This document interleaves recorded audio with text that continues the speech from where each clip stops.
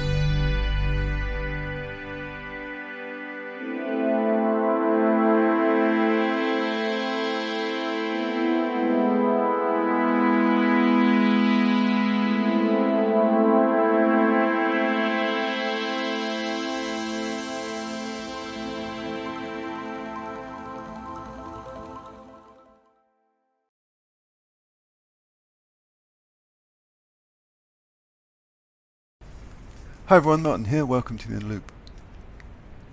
I just wanted to say a little bit about what you just saw, why I chose the images and what it's about. So I was working, I saw on the Freelancer website, there's a website for where people post sort of requests for bits of code. I saw a request from a band called Umami Coast who were really wanting a video creating from this kind of flocking birds.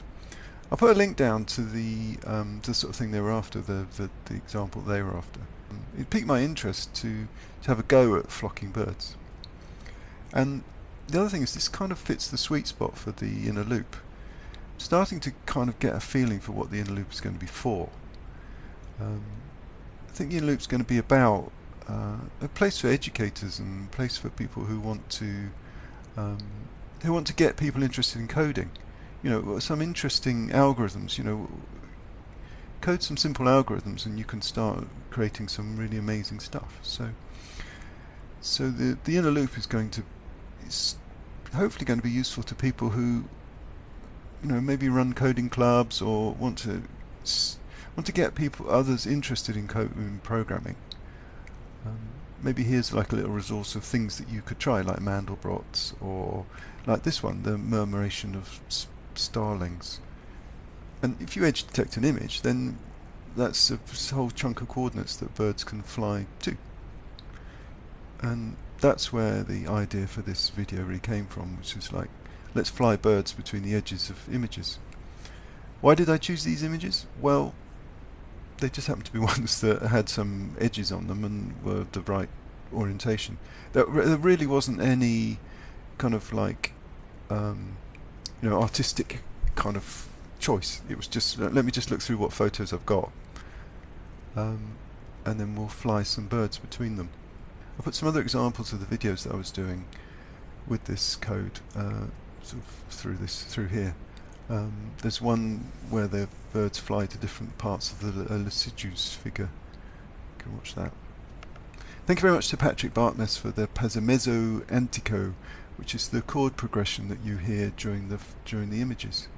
He made that music for me. I really felt that the video needed some kind of filter sweep or some sort of swirling sound, and I think he nailed it completely. So if you haven't subscribed to Patrick, I'll put a link to him below.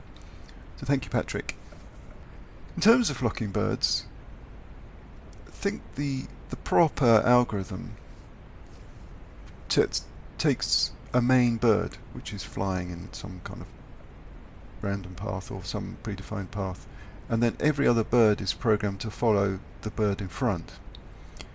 I didn't program that this way. I programmed this that every single bird is trying to fly towards a point, and the point is moving about.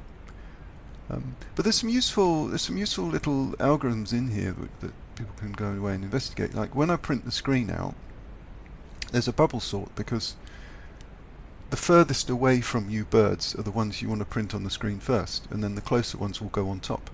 So a bubble sort, there's a bubble sort algorithm in here, and bubble sort is like the most classic kind of algorithm that anyone who's ever programmed a computer, it'll be one of the first things they do, is just putting numbers into an order. There's plenty of algorithms here in the code to measure distance, because it's actually in 3 dimensions, this code. The further away the birds are, the smaller they become. So there's a lot of measuring distance in 3D, which is just a few squares and square roots. Also, if you look at the bird wings, and you look at my other video of the birthday, the bird's wings are actually the bendy lines. I use the same line plotting algorithm to plot the bendy lines, and if you watch the bird's wings, they actually the phase of the sine waves on those changes. So yeah, there's lots of bits and bobs in here. I really enjoyed this project, and I hope you enjoyed the video.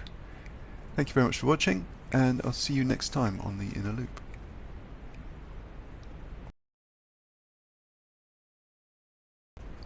Okay, so I chose a load of random images, just ones that were edge detectable and kind of worked. But when I put it together, it does strike me that we do need to stop. We do need to stop driving our Bentleys around. We do need to stop letting old buildings fall apart. We do need to stop destroying our nature, or our next generation. They will be sunk. So maybe these images of nature and of the next generation and of the previous generation, the one of the brick makers, that photo was taken at the Amberley Museum. Maybe the old brick makers, they started new technology. They started mass producing bricks, but every technology leads us more and more to further and further consumption. Perhaps it's time to stop consuming. I'm a consumer myself. I'm not saying that I'm so holy at this. I don't know. This old church with its roof rotted away. Where are our values these days? What is it that we do value? Likes, I suppose.